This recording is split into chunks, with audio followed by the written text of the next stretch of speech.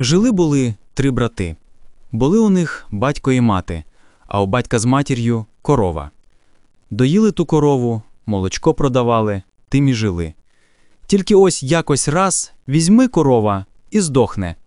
І померли батько з матір'ю з голоду, а 3 брати пішли по світу правди шукати. Довго чи коротко, але дійшли вони до берега морського. А сиділа, треба сказати, на тому березі русалка прекрасна.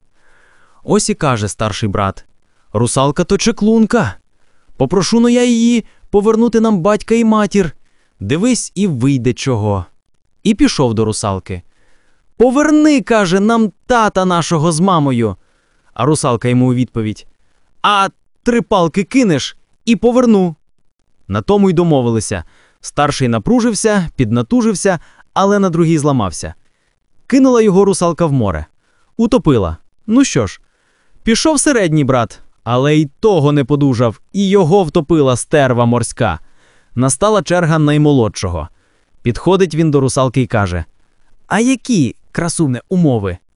«Та колишній молодець. 3 рази всього». «А чому так? А 4 можна?» «Можна», – здивувалася русалка. «А може 5?» «Ну, нахаба, але можна і 5. А 6, 7, 8 – можна. А ти не здохнеш, як наша корова».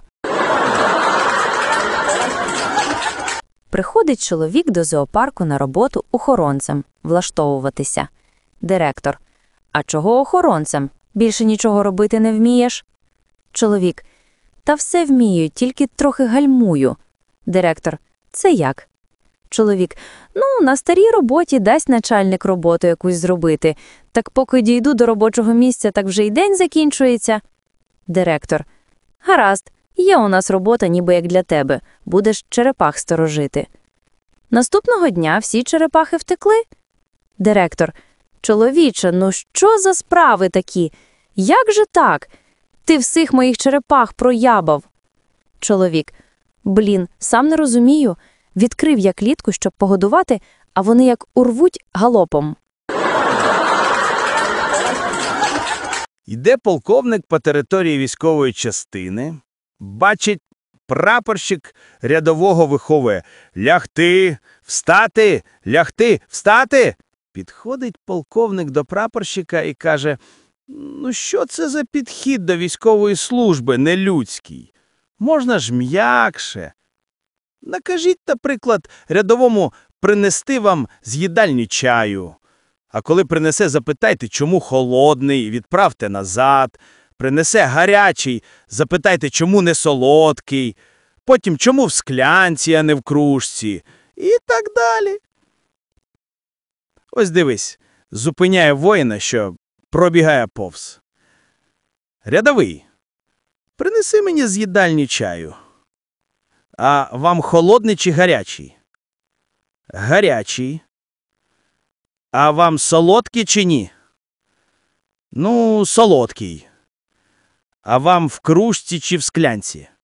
«А ну-ка, лягай, вставай, лягай, вставай!»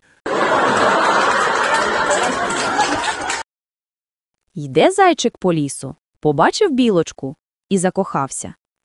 «Білочко, давай звійдемося». «Ну, давай». Живуть вони щасливо, а ось дітей у них ніяк не виходить зробити. Зайчик каже: «Це, напевно, тому що я зайчик, а ти білочка». «Напевно».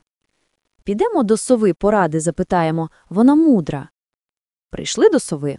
Зайчик каже: «Сова, ось живемо ми разом, любимо один одного, а дітей немає. Це, напевно, тому що я зайчик, а вона білочка». «Та ви що, здуріли? Це тому, що ти хлопчик, а вона теж хлопчик». У однієї людини зіпсувався водопровід. Прийшов до нього водопровідник, молодий хлопець, тільки після ПТУ. А у господаря була дочка, красуня. Вона водопровіднику й прошепотіла: «Буде батько заморські вина наливати, не пий. Гроші буде обіцяти, не бери. А попроси у нього цвях іржавий. Носи його з собою, і щастя тобі буде». Хлопець здивувався, але так і зробив. Полагодив водопровід, від пляшки і від грошей відмовився, цвях взяв і пішов. А господар обійняв дочку і каже: «Молодець, донечко, здорово ми його надурили». А через тиждень прийшла хлопцеві повістка з військкомату, але на медкомісії він розповів цю історію, показав цвях, лікарі тихенько переглянулися, і було йому щастя. Приїжджає з перевіркою генерал з центрального апарату. Проходять з начальником по території. Генерал говорить сердито: «Полковник, а чому у тебе труба на котельні не пофарбована? Винен, виправимо сьогодні ж». Йдуть далі. «Полковник, а чому у тебе на газонах трава не скошена? Винен, товаришу генерал, виправимо». «Полковник, чому на службових автомобілях шини брудні? Винен, помиємо». «Полковник, а чому ти в усьому зі мною погоджуєшся? У тебе що, своєї думки немає?» «Думка то є. Вислуги років не вистачає до пенсії. А то б я вас ще біля труби нахер послав». Пізній вечір. Хлопець проводжає дівчину додому. Зупинившись біля її будинку, він спирається рукою об одвірок і говорить: «Слухай, Марічко, а зроби мені мін'єт на доріжку». «Та ти що, тут?» «Ну да, а що?» «Але ж ми біля мого будинку, можуть вийти мої батьки». «Ну давай, ти швидко». «Ні». «Марічко, ну будь ласка, я ж знаю, тобі це подобається».